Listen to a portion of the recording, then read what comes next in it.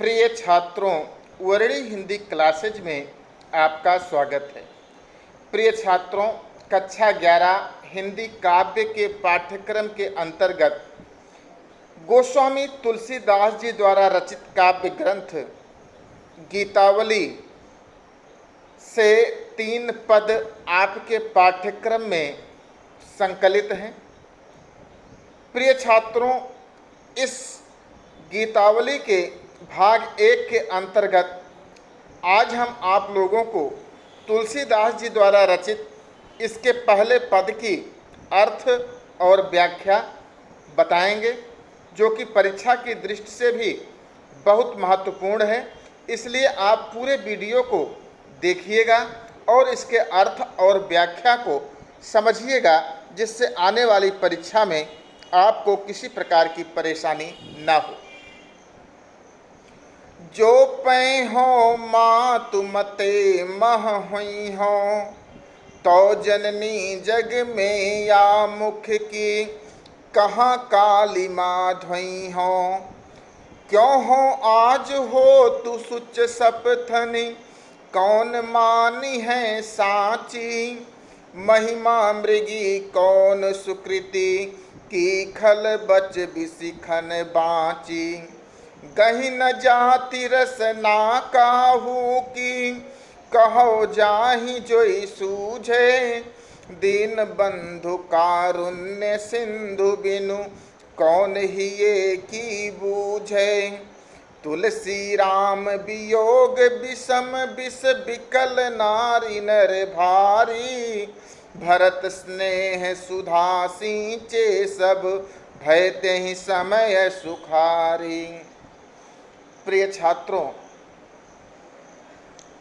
इसका प्रसंग है कि कैकेयी के कारण राम को वनवास मिला। वह सीता और लक्ष्मण सहित वन को प्रस्थान कर गए। इस घटना के बाद भरत, जो कि ननिहाल में थे, अपने पिता की मृत्यु का समाचार सुनकर वापस अयोध्या लौटकर आए। तब उन्हें सारे कुचक्र का पता चला। सारी घटनाएं उनकी माता कैकेयी के कुचक्र के कारण घटी थीं। यह जानकर उन्हें अत्यधिक पश्चाताप हुआ। वे माता कौशल्या के पास गए और उनसे निवेदन किया कि इस घटना चक्र से उनका कोई संबंध नहीं है। उनकी माता कैकेयी ने जो कुछ भी किया वो उनके अनजाने में हुआ है। उनकी जानकारी में ये सब घटना नहीं घटित हुई है। आप लोग इसका संदर्भ लिखोगे। प्रस्तुत पद्यांश हमारी पाठ्य पुस्तक में संग्रहित महाकवि गोस्वामी तुलसीदास जी द्वारा रचित काव्य ग्रंथ गीतावली के गीतावली शीर्षक काव्यांश से लिया गया है। भरत जी माता कौशल्या जी के सामने जाकर निवेदन करते हैं कि जो पै हो मातु मते मह हुई हो का अर्थ है यहाँ पर मैं। हे माता कौशल्या, अगर मैं अपनी माता कैकेयी के मत से सहमत, सहमत मेरा मन सहमत हुई होएगा, तो जननी जग में या मुख की कहाँ कालिमा धोई हो। तो हे माता कौशल्या, मेरे मुख पर जो कलंक रूपी कालिमा लगी हुई है, उस कलंक रूपी कालिमा को इस संसार में मैं कैसे धो पाऊंगा। जो पै हो मातु मते मह हुई हो। भरत जी माता कौशल्या से कहते हैं, हे माता, अगर मेरा मत अपनी माता कैकेयी के मत से मिला हुआ होगा, अगर इस घटना चक्र में मेरा तनिक भी हाथ रहा होगा, तो हे माता, जग में, इस संसार में या मुख की कहाँ कालिमा धोई हो, इस मुख की कलंक रूपी कालिमा को मैं कहाँ धो पाऊंगा।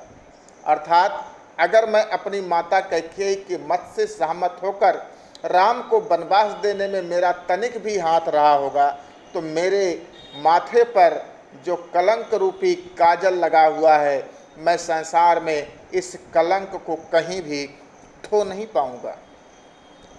क्यों हो आज होत शुचि शपथनी। शुचि का अर्थ है पवित्र और शपथ का अर्थ है कसम। अगर मैं आज उस पवित्र कसम को खाकर भी आपके सामने कहूं कि मेरा राम के वनवास में कोई योगदान नहीं है, तो उसे कौन मानी है साची? कौन ऐसा है जो उस कसम को सत्य मानेगा? आज मैं चाहे लाख सौगंध खाऊं, किंतु मैं कभी भी दोष मुक्त नहीं हो सकता। मेरी बात को कौन सत्य मानेगा? क्योंकि राम के वनवास के बाद जो राज्य की प्राप्ति हुई है वो मुझे ही हुई है, इसलिए इस घटना चक्र में मेरा कोई हाथ नहीं है। इस बात को शायद इस संसार में आज के दिन कोई सत्य नहीं मानेगा। महिमा मृगी कौन सुकृति की खल बच बिसिखन बाची। सुकृति अर्थात अच्छा कार्य करने वाला पुण्यात्मा व्यक्ति। इस संसार में कौन सा ऐसा पुण्यात्मा व्यक्ति होगा जिसकी महिमा रूपी मृगी, महिमा रूपी हिरणी, जिसके यश रूपी हिरण को, हिरणी को खल बच बिसिखन बाची, दुष्टों के दुर्वचन रूपी बाण से वह बच सकी। अर्थात संसार में जिसने भी यश की प्राप्ति की वो दुष्टों के दुर्वचन रूपी बाणों का शिकार हुआ ही है। इसलिए यदि हमें राज्य की प्राप्ति हुई है तो मैं भी लोगों के दुर्वचन रूपी बाण का शिकार होऊंगा, इसको कोई रोक नहीं सकता। गहि न जाति रसना काहू की। रसना अर्थात जिह्वा। किसी की जिह्वा गहि न जात, गहि न जात मतलब पकड़ी नहीं जा सकती। गहि न जात रसना काहू की। किसी की जीभ क्या बोल रही है उस चीज को रोका नहीं जा सकता, किसी की जीभ को पकड़ा नहीं जा सकता। इसलिए कहो जाहि जोई सूझे। जिसके मन में जो कोई भी बात आएगी, जो कुछ भी उसके दिमाग में सूझेगा वो कहेगा ही। जिसको जैसा सूझता है वो वैसा कहता ही है, किसी की जिह्वा पकड़ी नहीं जा सकती। दीन बंधु कारुण्य सिंधु बिन कौन हिये की बूझे। मेरे हृदय की बात को, हिये अर्थात हृदय की बात को समझने वाले एकमात्र भ्राता राम ही हैं। दीन बंधु जो दीनों के बंधु हैं, कारुण्य सिंधु जो कि करुणा के सागर हैं, उनके बिना मेरे हृदय की बात को कोई नहीं समझ सकता, और वो इस समय यहाँ पर है नहीं। तो दीन बंधु कारुण्य सिंधु बिन कौन हिये की बूझे।